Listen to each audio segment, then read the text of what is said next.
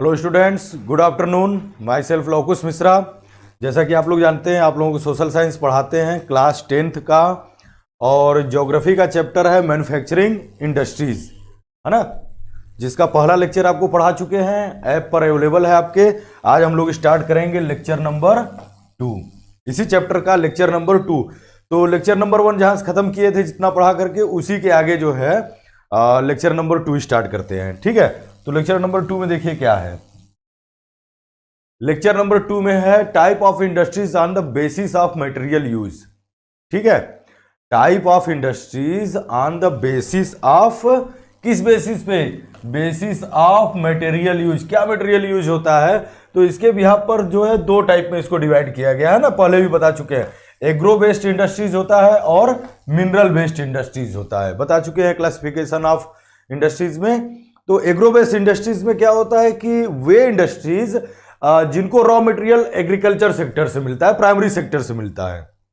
ठीक है, बट यहां पे देखिए मिनरल बेस्ड है, तो मिनरल बेस्ड तो मिनरल्स भी तो प्राइमरी सेक्टर में आता है, बट दोनों में अंतर है। ठीक है, जो इंडस्ट्रीज जो है उनको raw material as a minerals मिलता है, मिनरल से मिलता है जिनको रॉ मटेरियल, वे मिनरल बेस्ड इंडस्ट्रीज। और जिनको एग्रीकल्चर सेक्टर से मिलता है वह एग्रो बेस्ड इंडस्ट्रीज कहलाते हैं। तो पढ़ना आपको कौन सा है? यह पढ़ना इन दोनों में से कौन सा है? यह पढ़ना है, एग्रो बेस्ड इंडस्ट्रीज ही पढ़ना है। अब एग्रो बेस्ड इंडस्ट्रीज में कौन कौन से इंडस्ट्रीज आते हैं, क्या क्या है, उनके लिए रॉ मटेरियल क्या होता है, उसके बारे में डिटेल हम लोग एक्सप्लेनेशन पढ़ेंगे। ठीक है, तो पॉइंट देखिए, पॉइंट्स टू पॉइंट हम लोग देखते हैं कि industries that are based on agriculture raw materials belong to this category, है ना। डिफिनेशन जैसे पूछे आपको कि भाई एग्रो बेस्ड इंडस्ट्रीज किसको आप बताएंगे, तो क्या लिखिएगा कि industries that are based on, किस पे बेस है? एग्रीकल्चर रॉ मटेरियल पे है।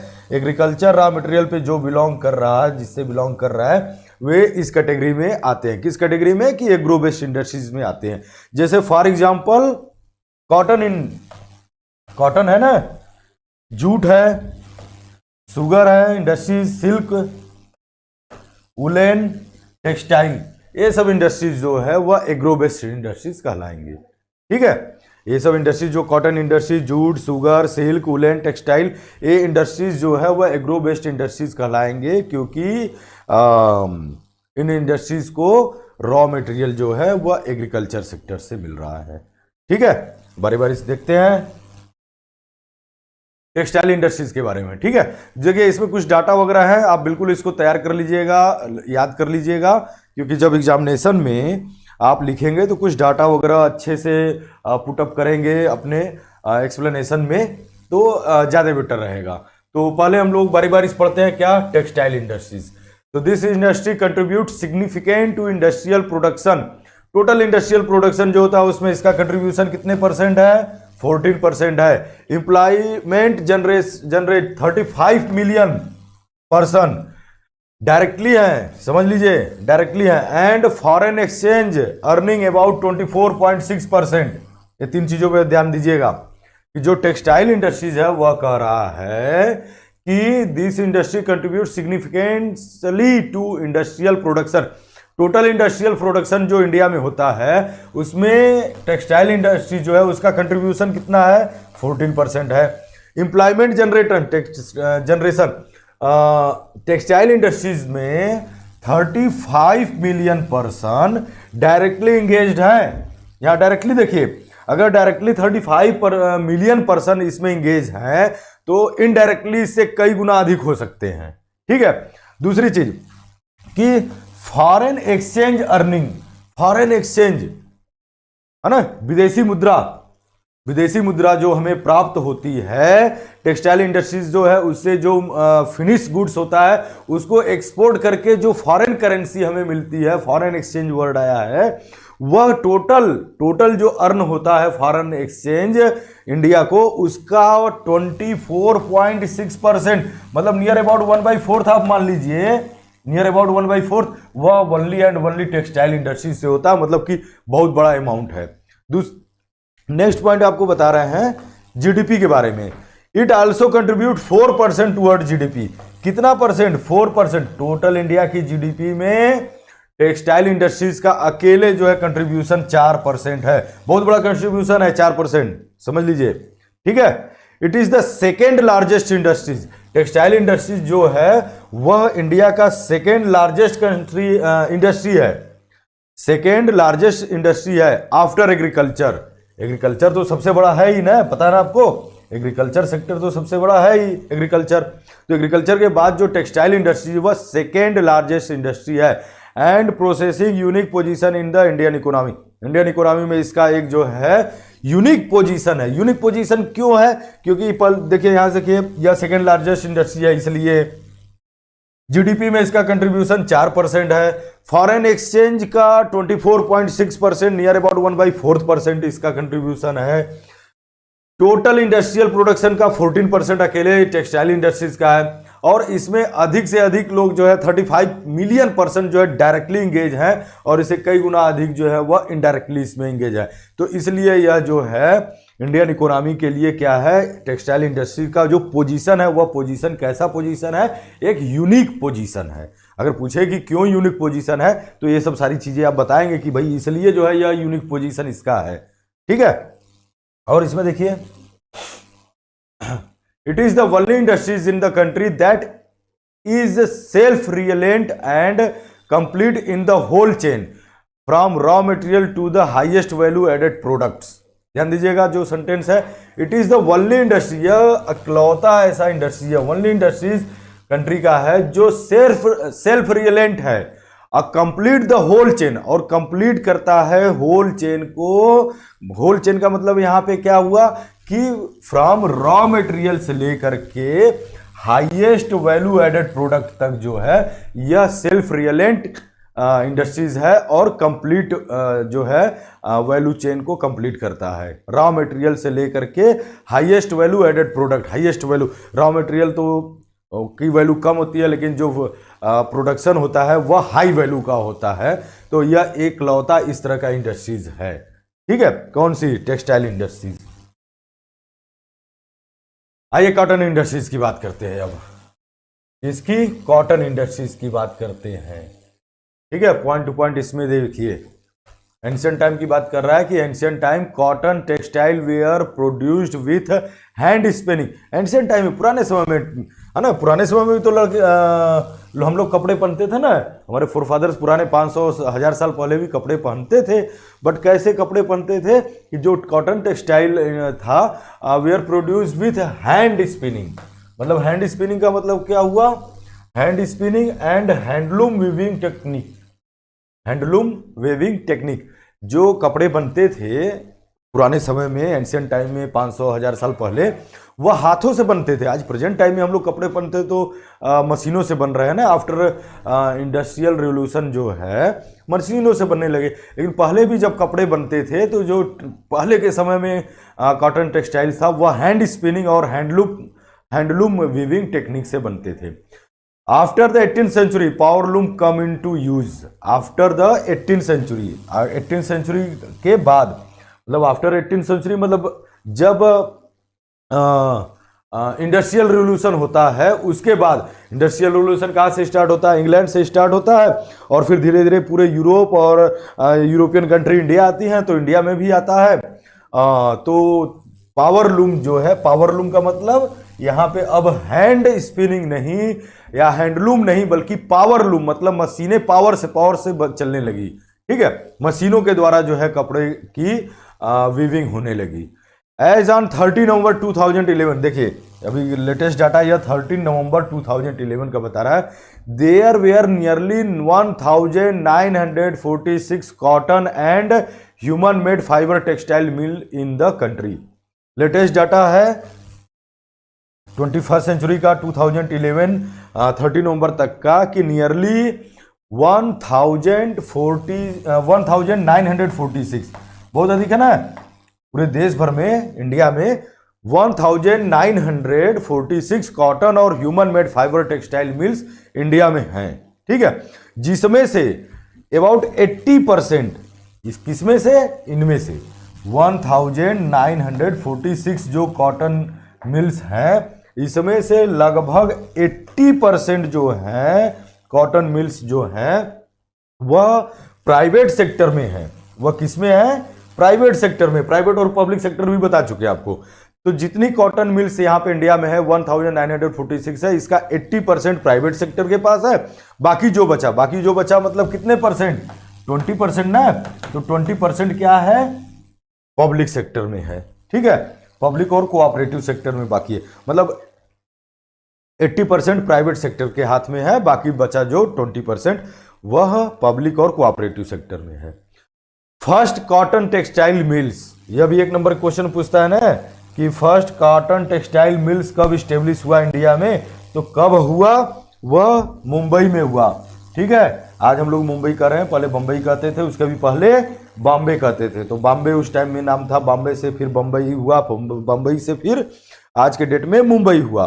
तो मुंबई में 1854 में, याद कर लीजिएगा इसको, कि फर्स्ट कॉटन मिल इंडिया में कब और कहां? तो व्हेन एंड वेयर, व्हेन तो 1854 and where, that is Mumbai. ठीक है, आगे बढ़िए, इसमें और चीजों को देखिए। Early phase of cotton textile industries, शुरुआती समय में ना, ये तो अभी का बता रहे हैं आपको कि इतनी मिल हैं अब, लेकिन शुरुआती फेज जो था उसमें क्या था? In the early years the cotton textile industries was concentrated in the cotton growing belt of Maharashtra and Gujarat because of availability of raw cotton, a good market transport, ये सब यहाँ पर ले देखिए अर्ली ईयर्स, मतलब आज देखिए देश भर में है, लेकिन शुरुआती समय में है ना, जैसे जब कॉटन मिल लगी या उसके उस टाइम पीरियड में, तो जो कॉटन टेक्सटाइल इंडस्ट्रीज थी वह कहाँ पे स्टेब्लिश हुई? तो वह स्टेब्लिश कहाँ पे हुई? वह महाराष्ट्र और गुजरात में स्टेब्लिश हुई। कहाँ पे? महाराष्ट्र और गुजरात में। आपको पता होगा कि महाराष्ट्र और गुजरात का जो बेल्ट है वहां पे ब्लैक सॉइल पाया जाता है, और ब्लैक सॉइल कॉटन के प्रोडक्शन के लिए बेस्ट होता है। तो जहां पे ब्लैक सॉइल पाया जाएगा वहां पे कॉटन का जो है प्रोडक्शन होता है एज ए रॉ मटेरियल। तो रॉ मटेरियल की अवेलेबिलिटी जहां पे अधिक थी वहां पे कॉटन टेक्सटाइल मिल्स जो है वह स्टेब्लिश हुआ। तो एज ए रॉ मटेरियल कहां पे अधिक था? कॉटन ग्रोइंग बेल्ट कहां पे था? जहां ब्लैक सॉइल, तो ब्लैक सॉइल कहां? महाराष्ट्र और गुजरात का बेल्ट। तो वहां पे एज ए रॉ मटेरियल की अवेलेबिलिटी अधिक थी, प्रोडक्शन अधिक होता था। इसके अलावा एक अच्छा मार्केट था, है ना। गुजरात और महाराष्ट्र का बेल्ट जो है as a business purpose, as a market के लिए एक गुड मार्केट था। ट्रांसपोर्ट की फैसिलिटी वहाँ पे थी। इसके अलावा ट्रांसपोर्ट की फैसिलिटी जो है लैंड ट्रांसपोर्ट, ट्रेन की ट्रांसपोर्ट के अलावा पोर्ट की फैसिलिटी, सी पोर्ट की फैसिलिटी थी। महाराष्ट्र और गुजरात कोस्टल रीजन है, वहाँ से पोर्ट की थी, मतलब वहाँ से बाई शिप जो है, सी पोर्ट से जो है कॉटन से बने हुए जो प्रोडक्ट थे, कपड़े, वह दूसरे जगहों पर जो है एक्सपोर्ट किए जा सकते थे और आज भी होते हैं। ठीक है, इसके अलावा इजिली अवेलेबल लेबर, इस बेल्ट में महाराष्ट्र और गुजरात में जो है लेबर जो फैक्ट्रियों में काम करते उनके लिए अच्छा था। और मॉइस्ट क्लाइमेट मतलब क्लाइमेट आप देखिए महाराष्ट्र और गुजरात का मॉइस्ट क्लाइमेट है, बहुत अधिक गर्मी नहीं, बहुत अधिक ठंडी नहीं है ना। प्रेजेंट टाइम में, है ना, इस पॉइंट को देखिए क्या करा। अब प्रेजेंट टाइम, ये तो था कि भाई अर्ली ईयर्स मतलब शुरुआती समय में। प्रेजेंट टाइम में क्या है? Spinning industries continuous to be centralised in Maharashtra, Gujarat and Tamil Nadu. और आज भी आप देखिए तो यह कॉटन से जो स्पिनिंग इंडस्ट्रीज है, स्पिन का मतलब उसका जो स्पिन करके धागे निकाले जा रहे हैं, कॉटन को स्पिन मतलब घुमा करके उससे धागे निकाले जा रहे हैं, तो वह स्पिनिंग इंडस्ट्रीज है, वह कंटिन्यू सेंट्रलाइज है आज के डेट में भी। वह महाराष्ट्र और गुजरात में है, लेकिन यह और अधिक बढ़ करके तमिलनाडु तक भी हो गया है, दूसरे देश के दूसरे पार्ट में भी है। लेकिन जो सेंट्रलाइज ये कॉटन टेक्सटाइल इंडस्ट्रीज का सेंट्रलाइज जो है वह महाराष्ट्र और गुजरात में है, उतना और अधिक नहीं है, और दूसरे पार्ट में उतना अधिक नहीं है जितना महाराष्ट्र गुजरात में है। तमिलनाडु में भी यह काफी हद तक अब के समय में हो चुका है ना। इसके अलावा employment generation through cotton mills जो है वह एम्प्लॉयमेंट जनरेशन बहुत अधिक जो है एम्प्लॉयमेंट को जनरेट करती है, डायरेक्टली भी और इनडायरेक्टली भी। ठीक है, तो देखिए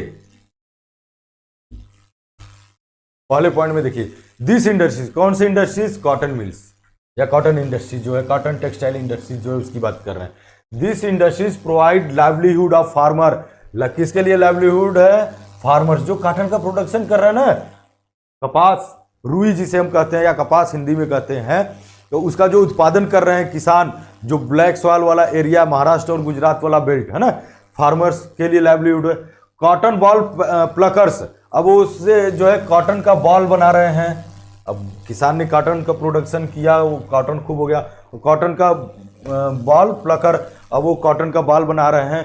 workers engaged in ginning, spinning, weaving, drying, colour करना, डिजाइन करना, पैकेज करना, टेलरिंग, सिलना और स्विंग, सिलाई करना। अब देखिए तमाम तरह के हो गए कपड़े जो हम लोग पहन रहे हैं, है ना। हम लोग कपड़े गए, दुकान पर गए, खरीद कर ले आए, लेकिन उसमें कितना प्रोसेस है और कितने अलग अलग तरह के लोग जुड़े हुए हैं। तो पहला जो है फार्मर जो कॉटन का प्रोडक्शन कर रहा है, फिर कॉटन बाल प्लकर हो, फिर वर्कर्स इंगेज्ड इन गिनिंग, स्पिनिंग है, फिर वेविंग है, डाइंग है, कलर कर रहे हैं, डिजाइन बना रहे हैं, पैकेज कर रहे हैं, टेलरिंग है, स्विंग है। तो तमाम तरह के लोग इसमें जुड़े हुए हैं अलग अलग जगहों पे। तो यह इंडस्ट्री जो है वह तमाम लोगों को जो है अलग अलग तरीके से जो काम कर रहे हैं, तमाम लोगों को एम्प्लॉयमेंट प्रोवाइड कर रहा है, उनके लिए लाइवलीहुड प्रोवाइड कर रहा है। ठीक है, by creating demand for additional materials, additional यहाँ पे वर्ड आया, एडिशनल वर्ड है ना, additional materials, by creating demand for additional material, it support chemical and dyeing industries. Additional materials, अब कॉटन मिल्स क्या कर रहा है, किसको सपोर्ट कर रहा है? दूसरे इंडस्ट्रीज को। केमिकल, जो इस केमिकल और dye industries, chemical and dye industries को सपोर्ट कर रहा है, कपड़े बनाने में इनकी जरूरत होती है। मिल स्टोर, बहुत सारा जो है कपड़े बन गए तो स्टोर करने के लिए तो मिल स्टोर। पैकेजिंग मटेरियल, अब पैकेजिंग मटेरियल कैसे पैकेज करेंगे? कपड़े आप खरीदिए तो पैकेट में बंद होता है ना, तो अब कपड़े खरीदिए तो आप खरीदेंगे तो क्या देखते हैं कि उसमें तमाम तरह के जो है, जैसे अब नए कपड़े आप शर्ट खरीद कर लाए तो तमाम इसमें जैसे कि बटन लगा है, तो यह एक नया इंडस्ट्रीज को सपोर्ट कर रहा है ना। अब उसमें पैकेज किया गया तो तमाम तरह से उसमें कागज लगा करके आप देखे होंगे, या थर्माकोल वाला लगा करके फिर पैकेट पूरा बनाते हैं, बंद करते हैं, ऊपर से कवर करते हैं, है ना। तो पैकेजिंग मटेरियल्स इंडस्ट्रीज को यह सपोर्ट कर रहा है। इंजीनियरिंग वर्क, मशीनें, तमाम तरह की मशीनें, इन सब काम जो हो रहे हैं, स्विंग हो रहा है, वीविंग हो रहा है, टेलरिंग हो रहा है, पैकेजिंग हो रहा है, डिजाइनिंग हो रहा है ना। तो तमाम तरह की मशीनें से ही तो बनता है, तो यह जो है इंजीनियरिंग वर्क को भी सपोर्ट कर रहा है। इसके अलावा hand spun khadi provide large scale employment to weavers and is important as a cotton industries. नाम सुना है? खादी ग्रामोद्योग है ना। यह क्या है? हैंड स्पून है। महात्मा गांधी जो चरखे से काट करके धागे निकाल करके, हैंड स्पून का मतलब हाथ से बना हुआ। खादी उद्योग जो है वह एक अलग इंडस्ट्रीज है, लेकिन यह आएगा तो इसी में ना, बट एक खादी जो है अलग से है। तो खादी उद्योग जो है यह भी लार्ज स्केल पे एम्प्लॉयमेंट वीवर्स को प्रोवाइड करता है, और यह कॉटन इंडस्ट्रीज में यह भी एक जो है खादी ग्राम उद्योग जो है वह एक इम्पॉर्टेंट पार्ट है ना। बात समझ में आई? महात्मा गांधी का नाम सुना है, तो महात्मा गांधी तो उनका जो है खादी के कपड़े, तो उन्होंने खादी के कपड़े आज भी लोग पहनते हैं, यूज करते हैं, मिलते हैं, बनते हैं। तो यह जो है कॉटन इंडस्ट्रीज सेक्टर में ही आएगा। तो यह भी खादी इंडस्ट्री जो है वह भी तमाम लोगों को जो है एम्प्लॉयमेंट प्रोवाइड करता है। इसके बाद India as a cotton exporter, India एक कॉटन एक्सपोर्टर है ना, क्योंकि यह चीज आप याद रखिएगा कि दुनिया का best cotton as a raw material, दुनिया का बेस्ट कॉटन इंडिया में होता है ना। इस चीज को ध्यान रखिएगा क्या, कि वर्ल्ड का best cotton as a raw material India में होता है, और यहां से एक्सपोर्ट होता है। क्या क्या देखिए, ध्यान दीजिएगा। इंडिया एक्सपोर्ट यार्न मतलब क्या? धागे से फिर वो कपड़े बनेंगे, तो यार्न को एक्सपोर्ट कर रहा है इंडिया। एक्सपोर्ट यार्न कहां? जापान को एक्सपोर्ट कर रहा है, as well as other country like, ध्यान दीजिएगा कहां एक्सपोर्ट हो रहा है। इसमें से अगर 4 कंट्री का नाम आप लिखेंगे सफिशियंट होगा। एग्जाम में आप एक का नाम नहीं लिखना है, कम से कम मिनिमम 4 तो लिखेंगे ना। तो क्या लिखेंगे? इंडिया एक्सपोर्ट कर रहा है यार्न, कहां कहां? जापान, फ्रांस, यूएसए, यूके, रसिया और तमाम यूरोपियन कंट्रीज जो हैं उनको, इसके अलावा नेपाल को, सिंगापुर को, श्रीलंका को और तमाम अफ्रीकन कंट्री हैं, अफ्रीका कॉन्टिनेंट में तमाम अफ्रीकन कंट्री हैं उनमें, है ना। बात समझ में आई? तो इंडिया जो है यार्न का एक बहुत बड़ा एक्सपोर्टर है जो कि तमाम कंट्रीज को एक्सपोर्ट करता है। यह पॉइंट देखिए क्या करा, it is the second largest installed capacity of spindle in the world इन 2011-12 नेक्स्ट टू चाइना। ध्यान दीजिएगा, सेकेंड लार्जेस्ट आफ्टर चाइना, किस चीज में? Capacity of spindles 43.13 million spindles. Spindles मतलब जिससे जो है जिस मशीन से कपड़े बनाए जा रहे हैं, ठीक है, उसमें एक मशीन होता है स्पेंडल्स होता है। तो इसमें जो है इंडिया जो है सेकेंड लार्जेस्ट कैपेसिटी रखता है आफ्टर चाइना। कितना है? 43.13 मिलियन है। कब का यह डाटा है? 2011-12 का। तो चाइना में इससे अधिक है, यह सेकेंड लार्जेस्ट है।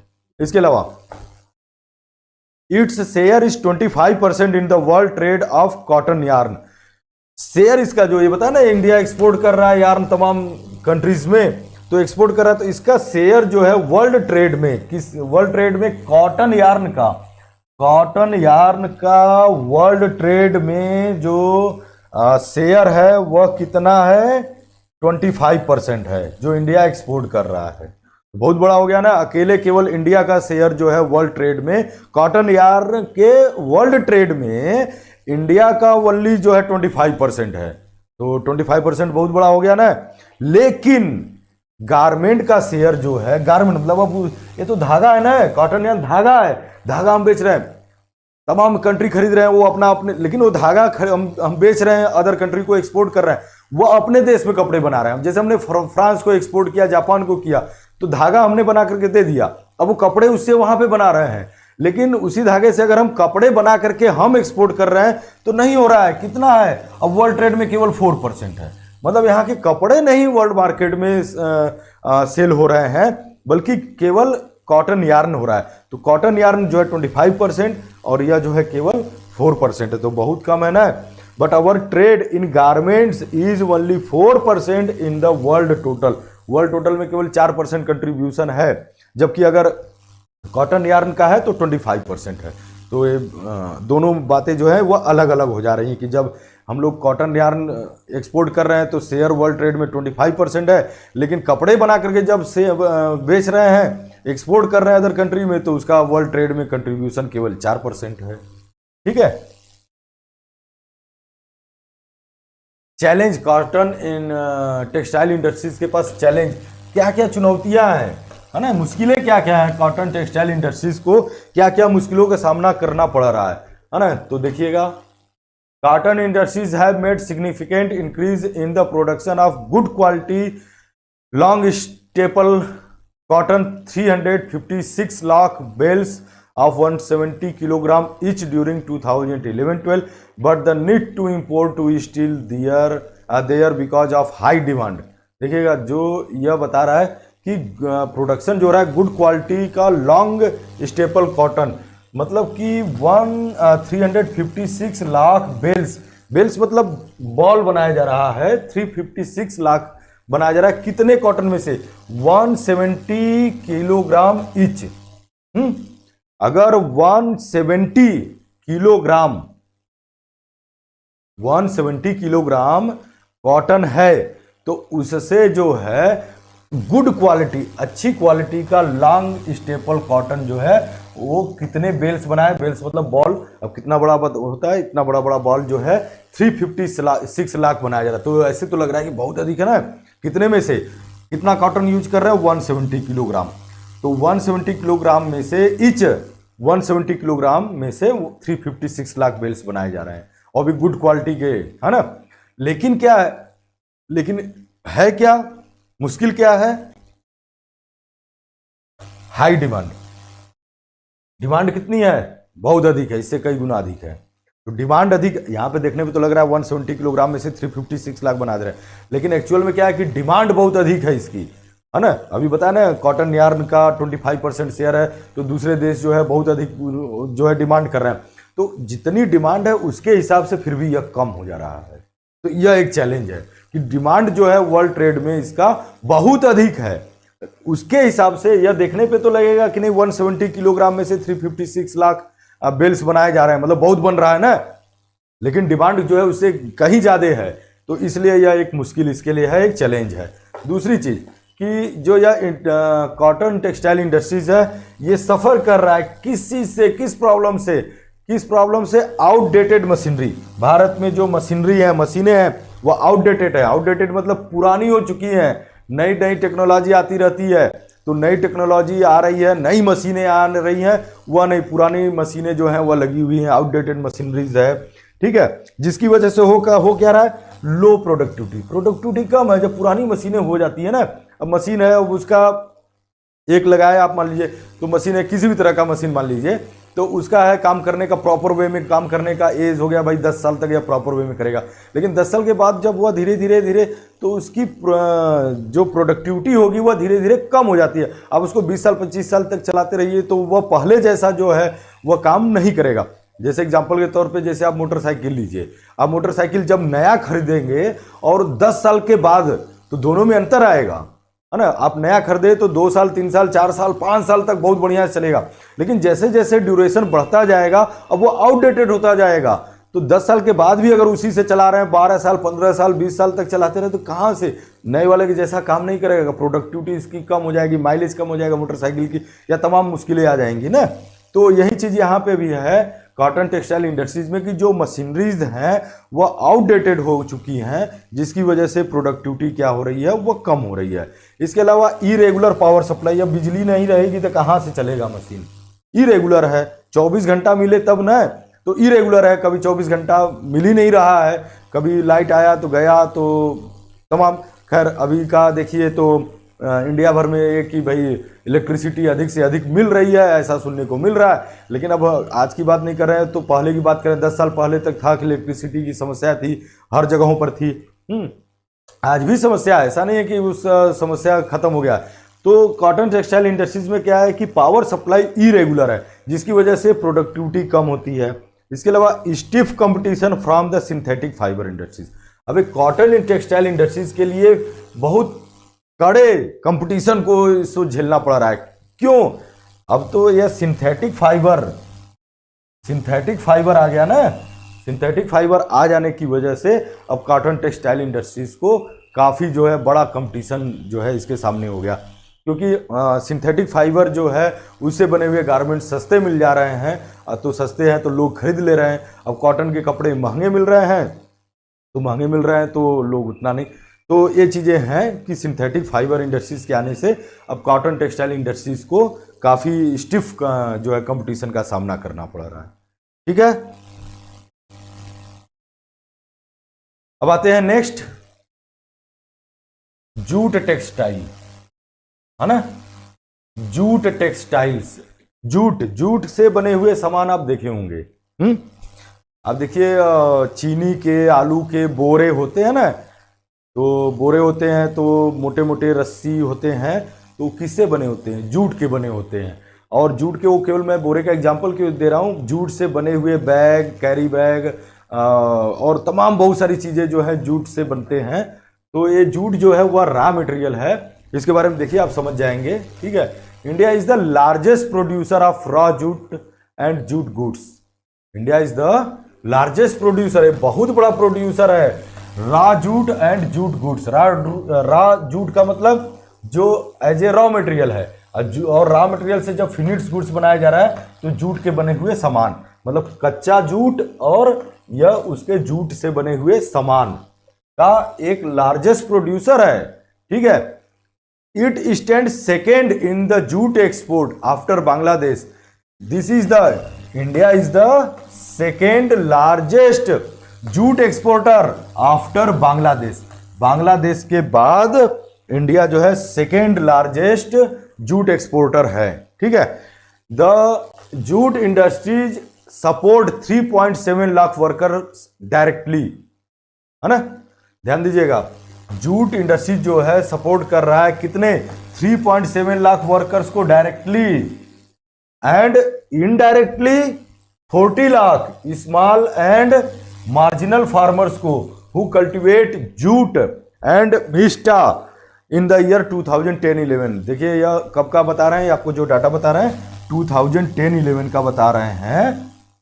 तो 2010-11 में क्या था कि जूट इंडस्ट्री जो है वह 3.7 लाख वर्कर्स को डायरेक्टली एम्प्लॉयमेंट दे रही है। इसके अलावा 40 लाख स्मॉल और मार्जिनल फार्मर्स को एम्प्लॉयमेंट दे रही है जो कल्टीवेट कर रहे हैं, किसका कल्टीवेट कर रहे हैं, जूट और मिस्टा का। ये मिस्टा क्या है, ये substitute plant for jute, jute का सब्स्टिट्यूट प्लांट जो है उसी का नाम जो है मिस्टा है।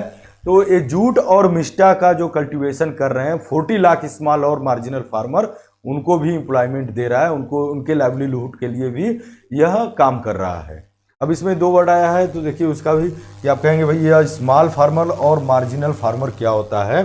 तो मार्जिनल फार्मर क्या होते हैं कि मार्जिनल फार्मर, आप इसको भी नोट कर लीजिएगा कि marginal farmer means a farmer cultivating agriculture land up to 1 hectare, up to 1 hectare. 1 hectare के एग्रीकल्चर लैंड पे जो कल्टीवेशन कर रहा है वह क्या कहलाएगा, वह मार्जिनल फार्मर कहलाएगा।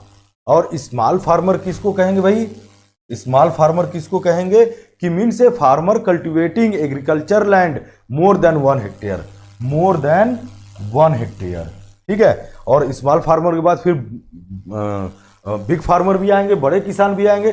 तो बड़े किसान कौन कहलाएंगे, जो 10 या 10 हेक्टेयर से एबव, 10 या 10 हेक्टेयर से एबव जो एग्रीकल्चर लैंड पे कल्टीवेशन कर रहे हैं वे बड़े किसान कहलाएंगे, ठीक है।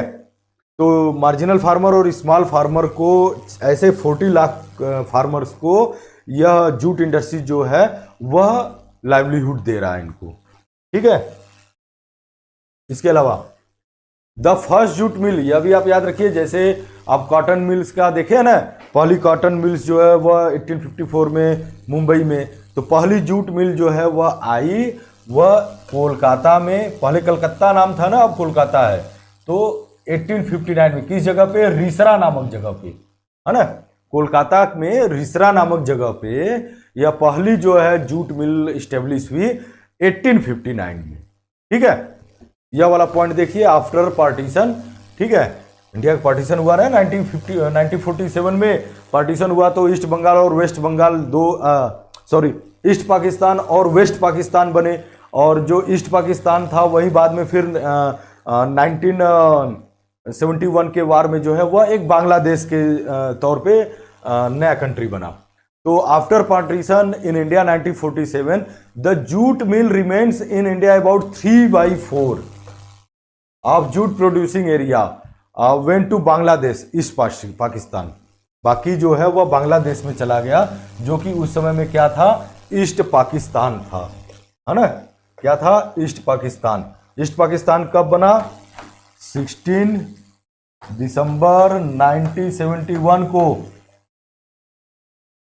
या बांग्लादेश 16 दिसंबर 1971। आज कितना डेट है भाई, 16 दिसंबर, ये क्या, यस, टुडे इज 16 दिसंबर।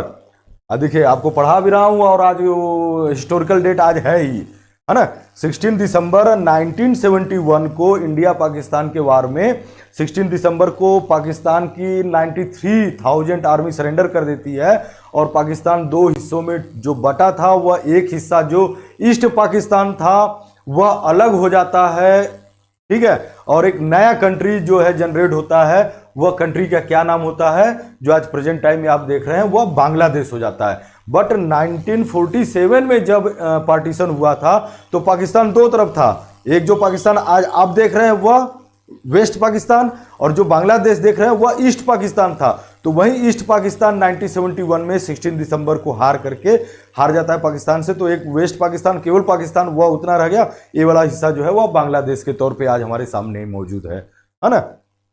तो जब पार्टीशन हुआ उस समय ना, तो देखिए आपको बताएं कि ये जूट जो है वह पूरा का पूरा जो जूट प्रोड्यूसिंग एरिया था ना, वह जो आज आप वेस्ट बंगाल देख रहे हैं और बांग्लादेश, ये पूरा उसी बेल्ट में था। तो जब पार्टीशन होकर के अलग हुआ ईस्ट पाकिस्तान जो आज बांग्लादेश है, तो मैक्सिमम जो है जूट कल्टीवेशन एरिया और इंडस्ट्रीज जो थी, फैक्ट्रियां जो थी, वह बांग्लादेश के हिस्से में चली गई। इधर कम बचा, तो कम बचा तो कितना बचा, 3/4 बचा। कितना बचा, 3/4। ठीक है, तो वही क्या क्या करा है,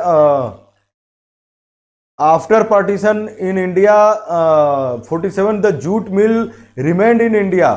ठीक है, कुछ बचा, बट 3/4 जो है यह बचा नहीं, यह 3/4 बचा। कितना बचा, तो 1/4 पार्ट, मतलब 3/4 अलग हो गया। अलग होकर के वह किसके हिस्से में, वह बांग्लादेश का ही है या फिर ईस्ट पाकिस्तान का ही है ना। तो भारत के पास 1/4 जो है जूट कल्टीवेशन एरिया और जूट मिल जो है वह बचे, बाकी 3/4 जो है वह बांग्लादेश के हिस्से में चले गए। एज ऑफ 2010-11 2010-11 का जो डाटा है वह बता रहा है कि भारत में कितनी जूट मिल्स हैं, 80 जूट मिल्स हैं। कितनी जूट मिल हैं, 80 जूट मिल्स इंडिया में हैं 2010-11। Most of these are located, इसमें से मोस्ट मतलब मैक्सिमम का मतलब मैक्सिमम समझ लिए, मतलब 80 में से कुछ दो चार छोड़ दिए, तो मैक्सिमम जो है वह वेस्ट बंगाल में ही है। और वेस्ट बंगाल में भी मेनली कहाँ पे है, हुगली रिवर के किनारे है ना। यही गंगा नदी जो है वेस्ट बंगाल में जाती है, तो किस नाम से जानी जाती है, गंगा रिवर जो है वेस्ट बंगाल में जाती है। तो वेस्ट बंगाल में उसकी जो एक तो सीधे चली जाती है जो कि बांग्लादेश में चली जाती है, एक जो है वह साउथ की तरफ मुड़ जाती है कोलकाता से होते। तो जब बांग्लादेश में जाती है तो यह जब डिवाइड होती है तो गंगा नदी की एक स्ट्रीम जो है वह क्या कहलाती है, वह हुगली रिवर कहलाती है। तो इस 80 जूट मिल्स में से मैक्सिमम जो है वह हुगली नदी के किनारे ही स्टेब्लिश है। क्यों है, तो उसका भी रीजन है, बताते हैं आपको। The factor responsible for the location of jute mills in Hooghly basin, Hooghly basin के पास ही आपको कितना बताया है, 80 जूट मिल्स हैं। अब इस 80 में से दो चार को छोड़ दीजिए तो मैक्सिमम कहाँ है, हुगली नदी जो है, हुगली नदी का जो बेसिन है उसी के किनारे जो है यह स्टेब्लिश है। तो क्यों पूछेगा ना भाई, क्यों, वही क्यों और दूसरे जगह पे क्यों नहीं, तो क्यों, तो उसका कुछ पॉइंट है, यहाँ देखिए 5 पॉइंट है, इसमें क्यों का रीजन आपको बताते हैं। Reduce the cost of transport, है ना, ट्रांसपोर्ट का खर्च कम लगता है। क्यों, क्योंकि as a raw material jute उसी एरिया में हो रहा है। अब देखिए जूट का प्रोडक्शन कहाँ हो रहा है, हुगली नदी के किनारे हो रहा है। ठीक है, अब आप फैक्ट्री लगाइए मुंबई में, तो रॉ मटेरियल जो है हुगली नदी मतलब कोलकाता से फिर रॉ मटेरियल बंबई ले जाएंगे, खर्च बढ़ेगा। तो उससे बढ़िया क्यों ना हुगली नदी किनारे जहां as a raw material jute का प्रोडक्शन हो रहा है, मिल भी वहीं लगा दे फिनिश्ड गुड्स के लिए, तो ट्रांसपोर्ट का खर्च रिड्यूस हुआ ना, बचा ना।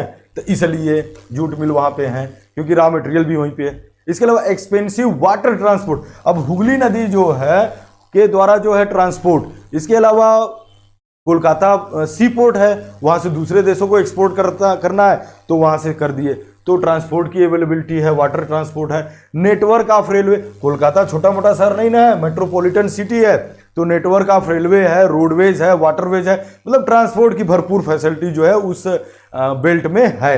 तो ट्रांसपोर्ट का जो है वह खर्च कम हो जाता है। इसके अलावा abundant water supply from nearby river of processing raw jute के प्रोसेसिंग के लिए वाटर की जरूरत बहुत अधिक पानी की जरूरत पड़ती है, और वह कहाँ से मिल जाता है, हुगली रिवर से पर्याप्त मात्रा में मिल जाता है। पानी की अवेलेबिलिटी, वाटर अवेलेबिलिटी की कोई प्रॉब्लम होती ही नहीं है। तो वाटर जब अब जैसे आप ले जाके राजस्थान में लगा दीजिए जूट मिल, पॉसिबल है, नहीं पॉसिबल है, क्यों, पानियाँ नहीं है वहाँ पे, तो पानी की अवेलेबिलिटी है, ट्रांसपोर्ट की हर तरह के ट्रांसपोर्ट की अवेलेबिलिटी है, ट्रांसपोर्ट के खर्च कम हो रहे हैं, तो ये तमाम ये सब रीजन है जिसकी वजह से वहाँ पर है। इसके अलावा 4th पॉइंट भी आप बताएंगे कि Kolkata is a large urban centre which provide banking, अभी बताया ना आपको, कोलकाता छोटा मोटा टाउन्स नहीं है, मेट्रोपॉलिटन सिटी है ना। इंडिया के 4 largest metropolitan city, Delhi, Kolkata, Mumbai, Chennai, तो इनमें से कोलकाता है। तो बैंकिंग की फैसिलिटी है जूट मिल्स के लिए, इंश्योरेंस की फैसिलिटी है, पोर्ट की बात करिए तो दोनों तरह के पोर्ट हैं, सी पोर्ट भी है और जो है एयरपोर्ट भी है, नेताजी सुभाष चंद्र बोस इंटरनेशनल एयरपोर्ट कोलकाता में है, ठीक है, जो कि जूट के बने हुए सामान को एक्सपोर्ट करने में काफ़ी हेल्प करते हैं।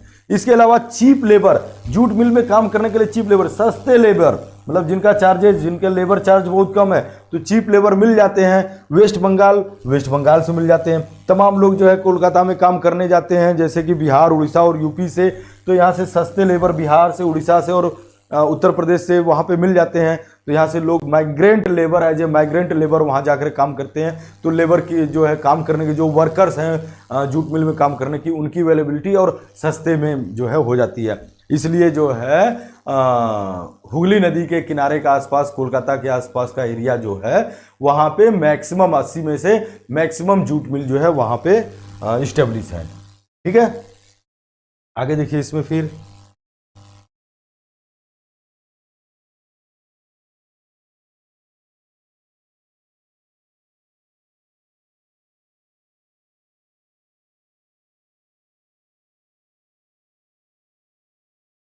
एक मिनट रुकिए, कुछ प्रॉब्लम आ गया।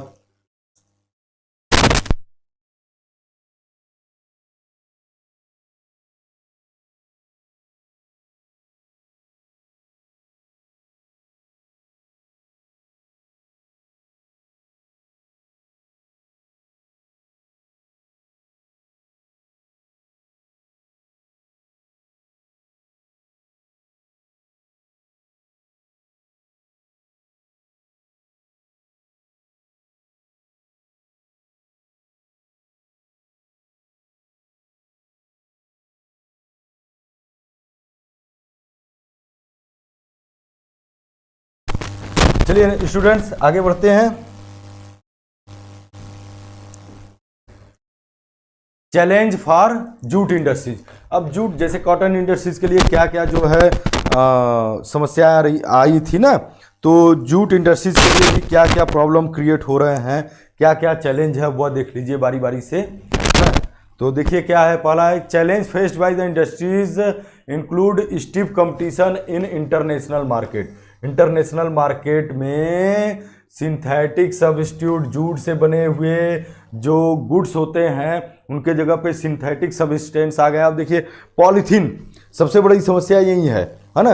अब मार्केट हम लोग जाते हैं तो जूट से बने हुए झोला लेकर नहीं जाते हैं, दुकान पर पहुंच गए, वो जो है सिंथेटिक फाइबर्स या सिंथेटिक सब्स्टिट्यूट है, जूट का सिंथेटिक सब्स्टिट्यूट है, पॉलीथीन में भर करके सामान दिया, सब्जी लेकर चले आए, कोई सामान लेकर चले आए।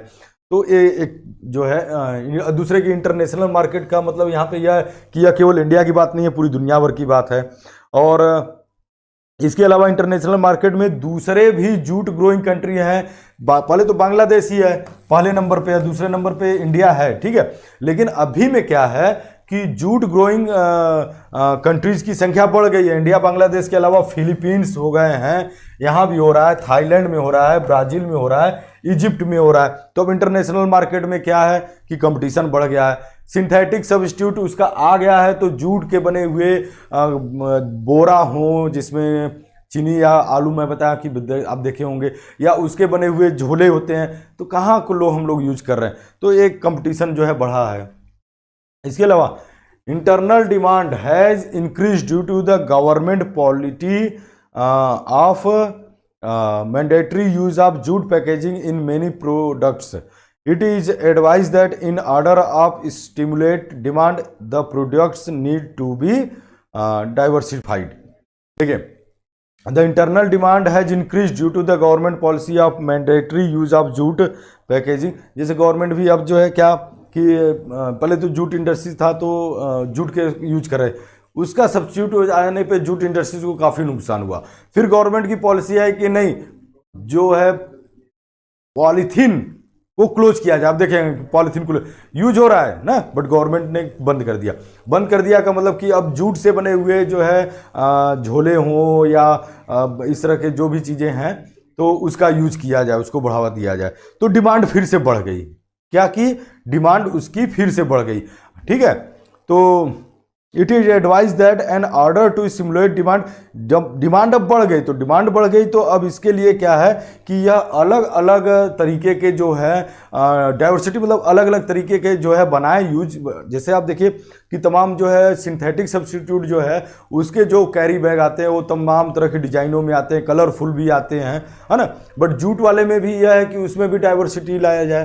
क्या डाइवर्सिटीफाइड का मतलब उसको भी कलरफुल अलग अलग डिजाइन में लाया जाए, मार्केट में लाया जाए, लोगों को पसंद आए, ठीक है। बट ऐसा हो नहीं रहा था, लेकिन जरूरत है कि ऐसा हो तो जूट के बने हुए गुड्स जो है उसका भी जो है यूज किया जाए। इसके अलावा गवर्नमेंट की भी बहुत सारी पॉलिसी रही है ना, कि जिससे कि जूट इंडस्ट्रीज को काफ़ी आगे बढ़ाया जाए, जिसकी वजह से 2005 का बता रहे हैं कि इन 2005 the national jute policy, 1 number के क्वेश्चन में आपको पूछेगा कि नेशनल जूट पॉलिसी गवर्नमेंट ने कब लॉन्च किया, तो कब किया, 2005 में नेशनल जूट पॉलिसी। इसमें क्या था, formulated with objective of improving productivity, किसका इंप्रूव करना था, इंप्रूविंग किसको करना था, प्रोडक्टिविटी को, क्वालिटी को, इंश्योरिंग गुड प्राइजेज, अच्छा प्राइजेज हो जूट गुड्स का, to the jute farmers and enhance the yield per hectare, और जूट के जो किसान है, जो उत्पादन है, जो रॉ मटेरियल करते हैं, उनको फायदा हो और पर हेक्टेयर जूट का प्रोडक्शन बढ़ाया जाए।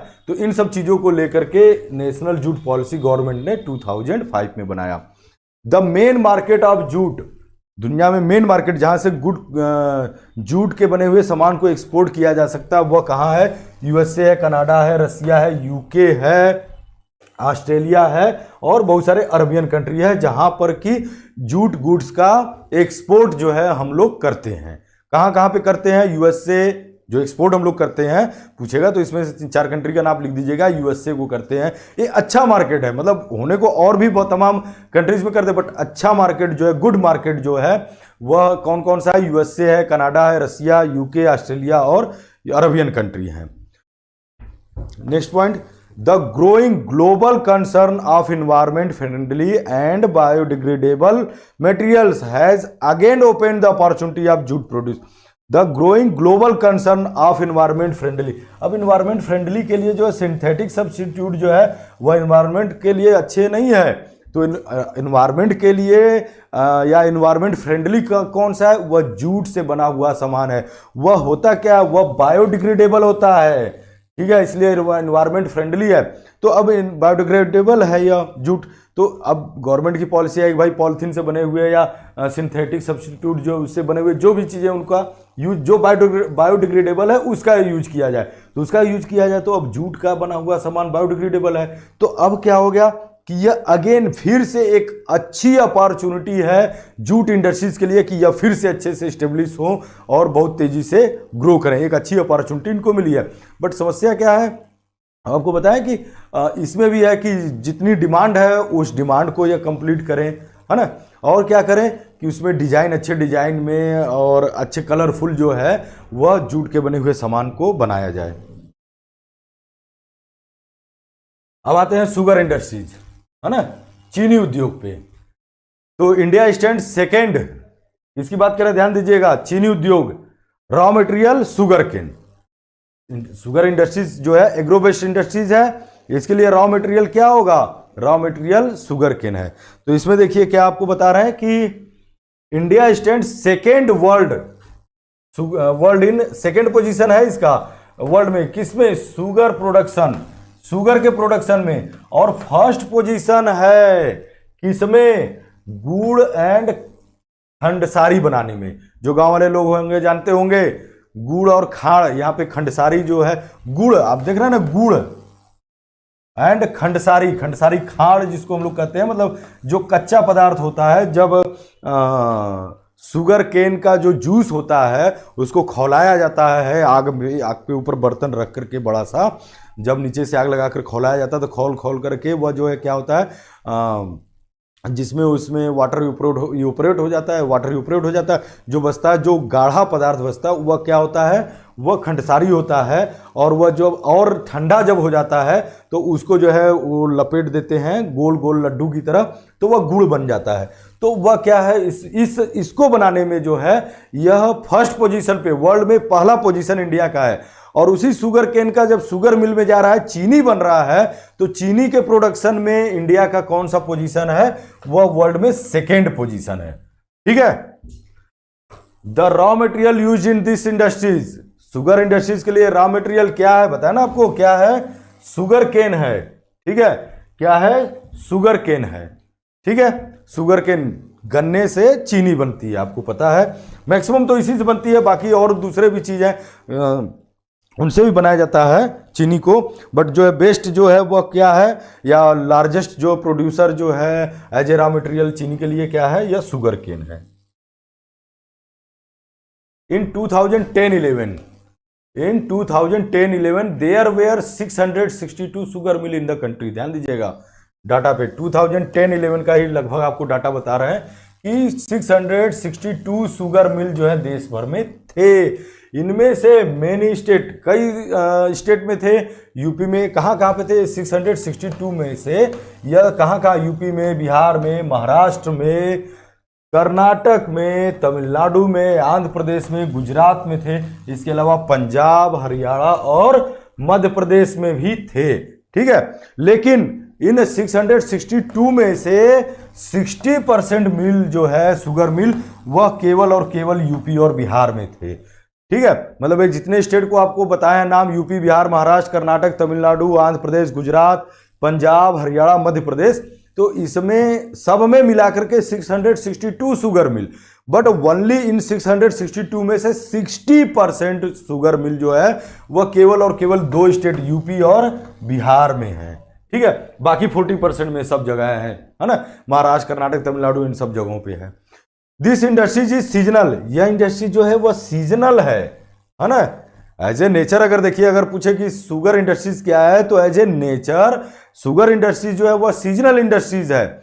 It is ideally situated to the cooperative sector, और यह ज़्यादातर कोऑपरेटिव सेक्टर जहाँ पे डेवलप है या जहाँ पे काम कर रहे हैं वहाँ पे यह अधिक सक्सेस है, जहाँ पे कोऑपरेटिव सेक्टर्स काम कर रहे हैं। क्यों कर रहे हैं, क्यों वहाँ सक्सेस है, वह भी आपको बता दे रहे हैं। सीजनल क्यों है, सीजनल इसलिए है कि गन्ना हर महीने में नहीं होता है।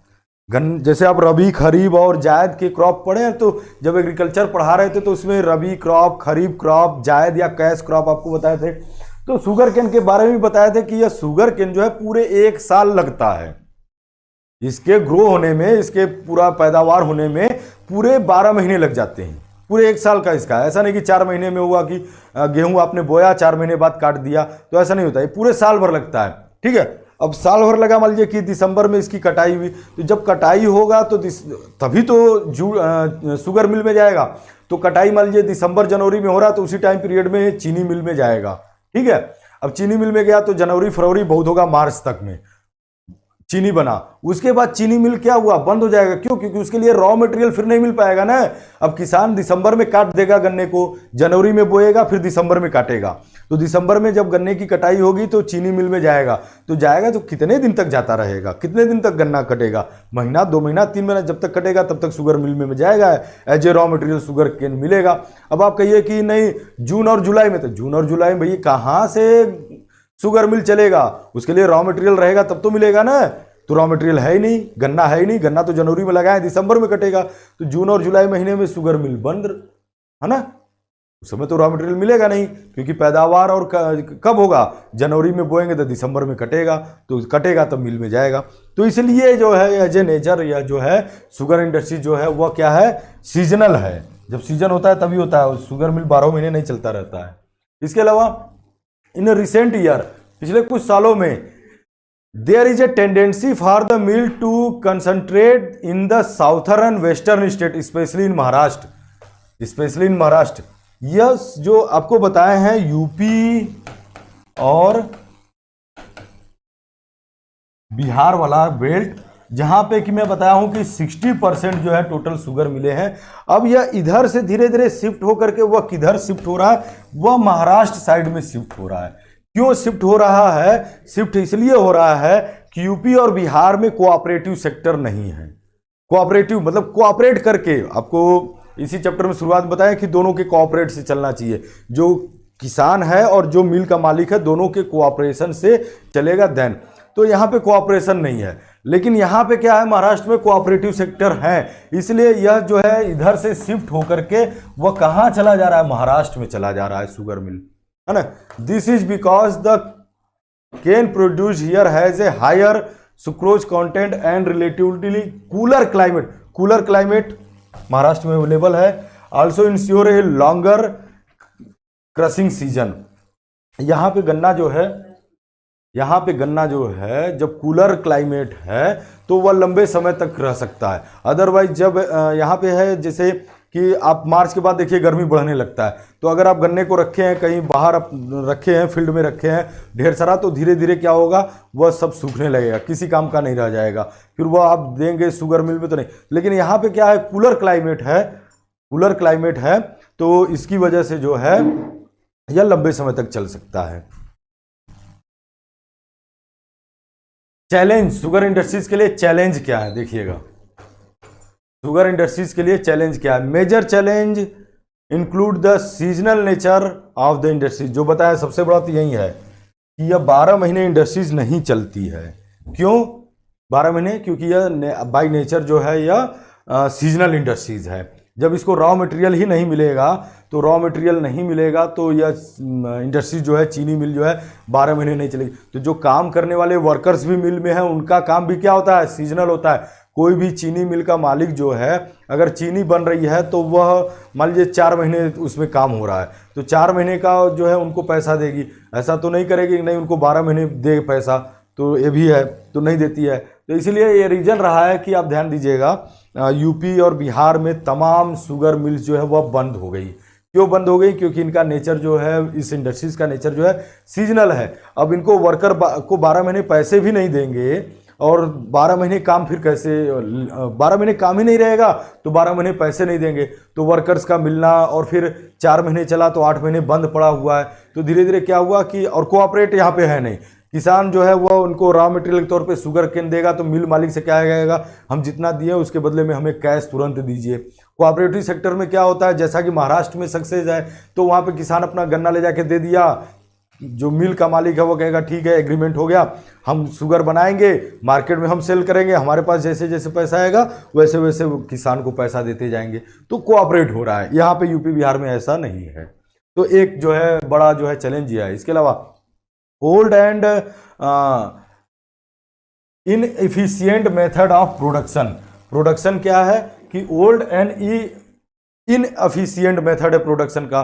ट्रांसपोर्ट डिले हो रहा है। ट्रांसपोर्ट में अगर डिले हो गया तो पता चला कि किसान के यहाँ से ट्रक पे लाद करके गन्ना जो है जा रहा है चीनी मिल में, पता चला हाईवे पे जाम लग गया, पहुंचने में जो 1 दिन में पहुंच सकता था, ठीक है, वो हफ्ते भर लग गया। तो ट्रक पे लदे लदे गन्ना क्या हो जाएगा, धूप लगेगा, वो धीरे धीरे सूखता चला जाएगा। गन्ना ले आके घर पे देख कर रखिए, मार्केट से खरीदिए, गन्ने को खरीदिए, ले आके 1 हफ्ते के लिए रख दीजिए, छत पे रख दीजिए।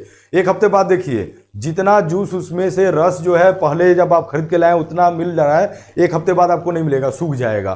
तो जब पहुंचा तो ट्रांसपोर्ट में डिले हो गया, तो पहुंचा तो पता चला भाई उसमें से रस नहीं निकला तो चीनी कहाँ से बनेगा। तो ट्रांसपोर्ट में डिले हो रहा है, ठीक है। फैक्ट्रियों तक जो रीचिंग केन मतलब शुगर केन जो फैक्ट्रियों तक उसमें डिले हो रहा है। And the need to maximum to use by product. अच्छा, इसका जो बाई प्रोडक्ट होता है लाइक बैगेज हम लोग यहाँ पे खोइया कहते हैं। आप गन्ना देखिए, अब शहर में भी तो आप देखिए ठेले पे गन्ना का रस निकालते हैं ना, तो गन्ना लगाते हैं, एक तरफ से रस निकलता है तो एक तरफ से उसका रॉ जो ये बाई प्रोडक्ट है खोइया जिसको कहते हैं वो निकल रहा है। अब चीनी मिल में 1, 2, 10 गन्ना तो नहीं हो रहा है ना, कई क्विंटल हो रहा है। तो अब उसका जो बाई प्रोडक्ट निकला उसका क्या करेंगे?